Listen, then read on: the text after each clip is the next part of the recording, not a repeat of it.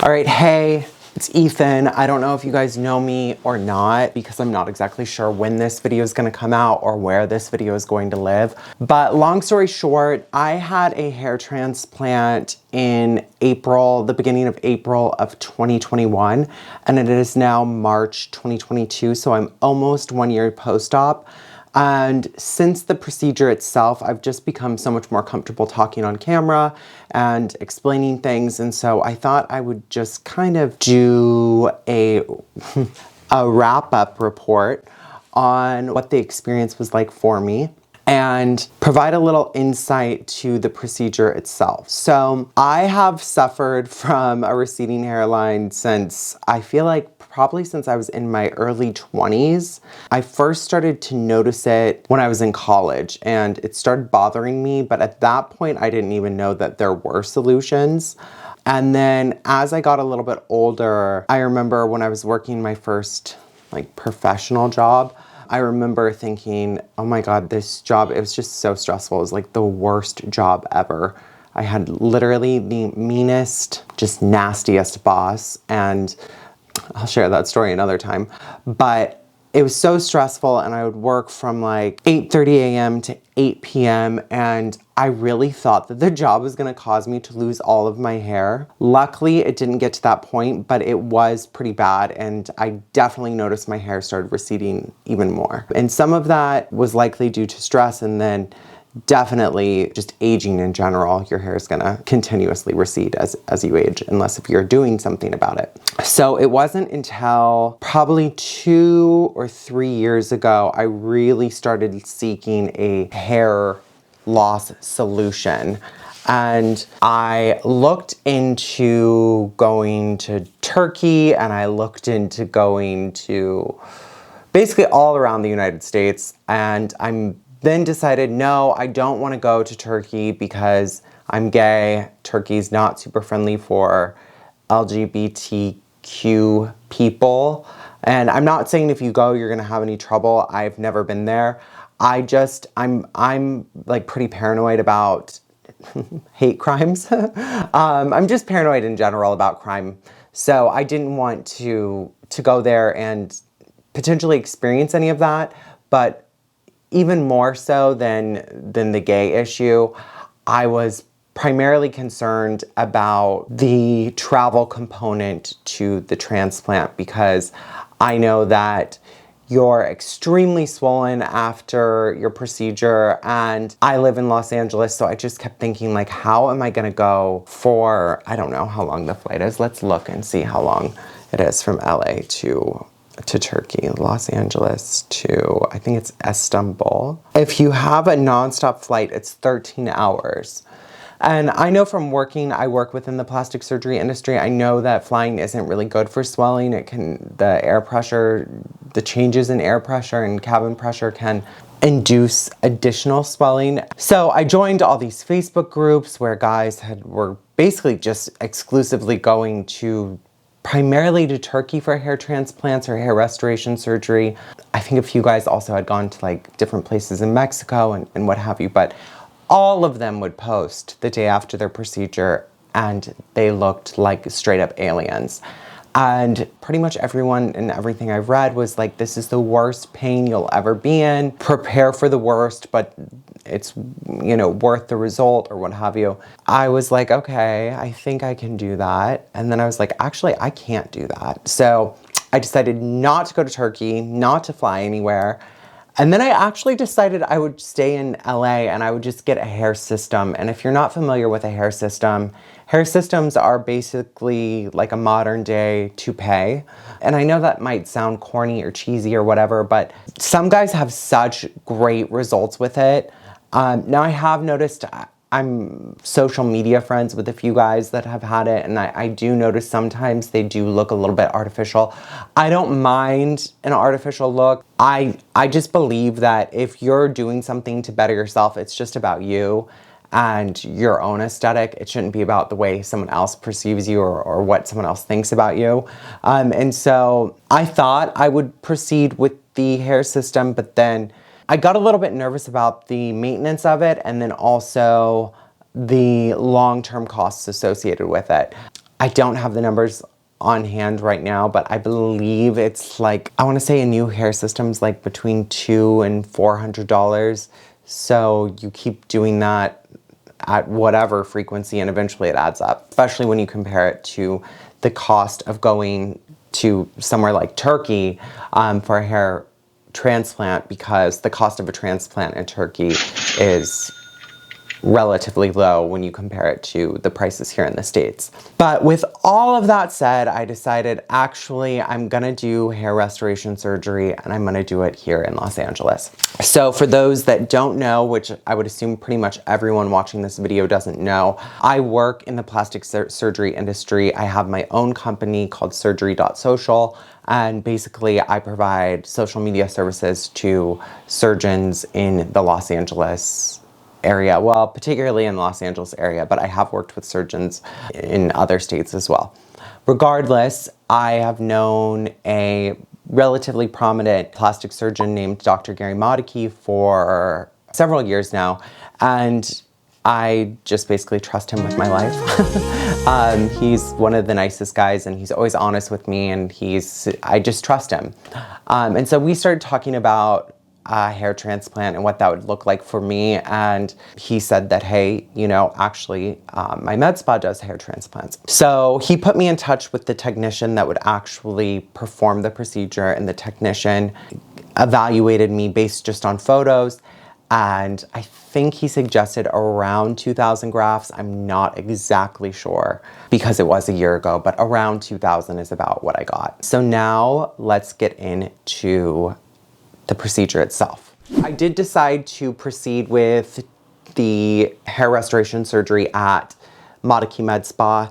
If you are considering doing surgery here in Los Angeles or in the States in general, what I loved about Motykie Med Spa is they were able to schedule me on a Saturday, and I really wanted to do the procedure on a weekend just because I thought, I didn't know what to expect, but obviously based on everything that I had read in the forums and online, I thought I would be in for a pretty significant recovery process. So I did it on a Saturday, and then also, of course, as I said, I really trusted Dr. Motykie, so I thought if something goes wrong, he will at least help me, you know, he'll help me figure it out. So I came in early April for the procedure itself, and of course my anxiety was through the roof. Luckily, I did have anti-anxiety medication, so I took one of those special pills, and all I could think about was the pain that I was about to experience. So I met with the technician in person, and he was super nice, and he had an assistant. She was also super nice.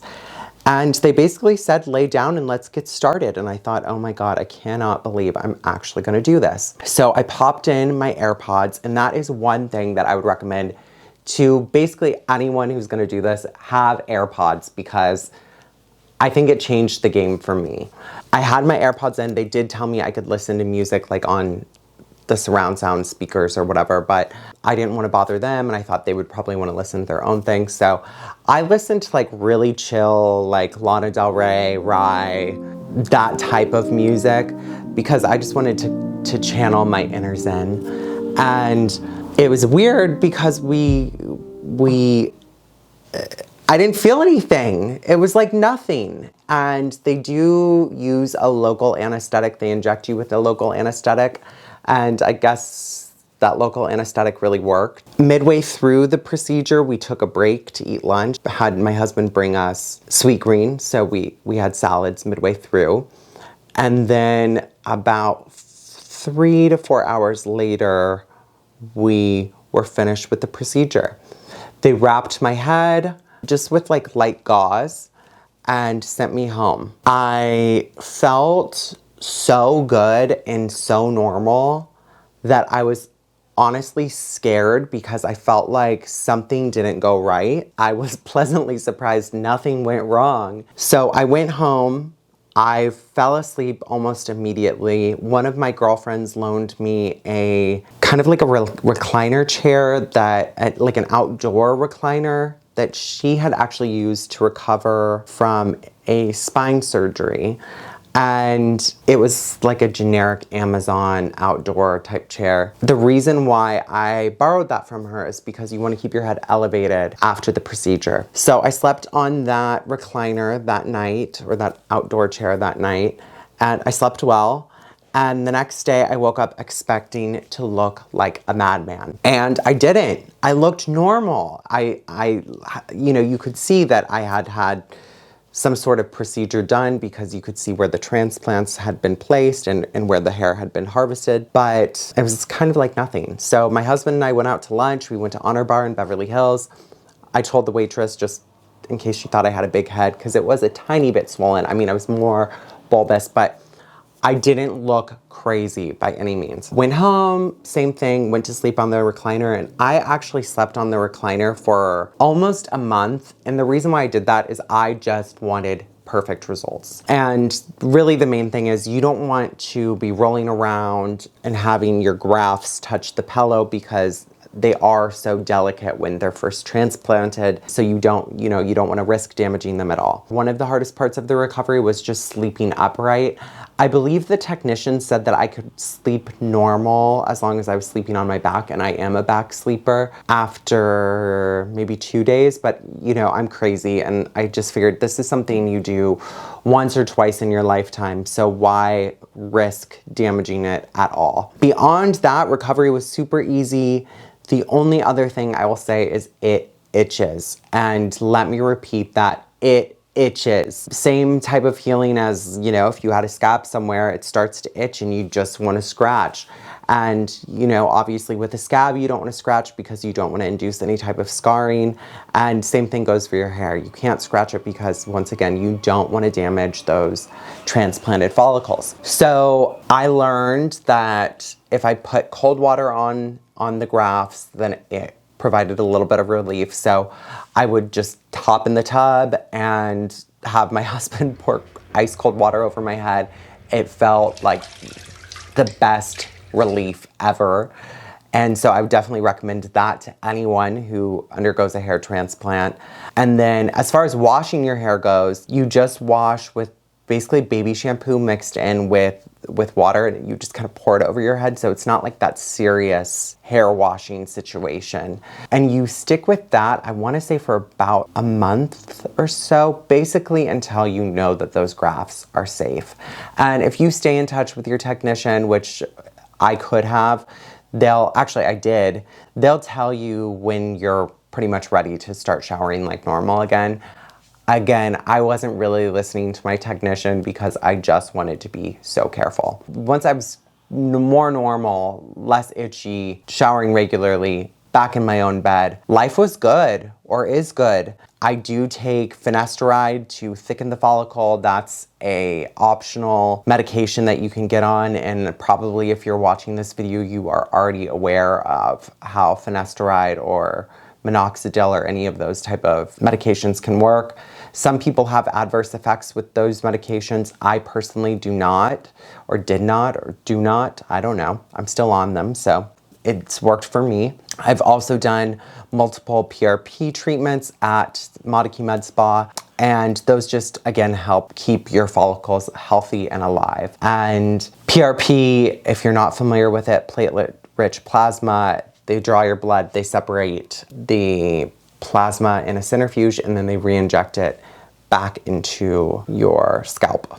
And it's a little bit uncomfortable, a little bit painful, definitely way more painful than the hair transplant itself, but also worth it. And you don't have to do PRP that often. And again, PRP and the medication, they're both optional. After all of this was said and done, I actually circled back with the technician because I wanted to know how I didn't swell and why the procedure wasn't painful, and just kind of how I got to that point after I had read so many awful things. And he thought back to the day of my procedure and how I had salads delivered. And he was like, do you regularly eat salad like that, or did you only do that day? And I said, no, I'm obsessed with eating salad and eat a primarily vegan diet. By definition, I'm pescatarian, but 6 out of 7 days I eat a vegan diet, and once in a blue moon, I'll have some sushi or some fish. And he said, oh, well, anyone who eats a plant-based diet is basically on an anti-inflammatory diet. So all of those greens, the nutrients from those greens, like from kale or spinach or what have you, help reduce inflammation, and so that translated into your procedure. So I would definitely recommend anyone who's considering doing this, start on an anti-inflammatory diet, whether that's vegan or not vegan, it doesn't matter. There are anti-inflammatory foods that you can eat, like I think salmon is one. But I would stick to an anti-inflammatory diet before any major procedure, whether it be cosmetic or non-cosmetic, and also whether it be a hair transplant or a nose job or what have you.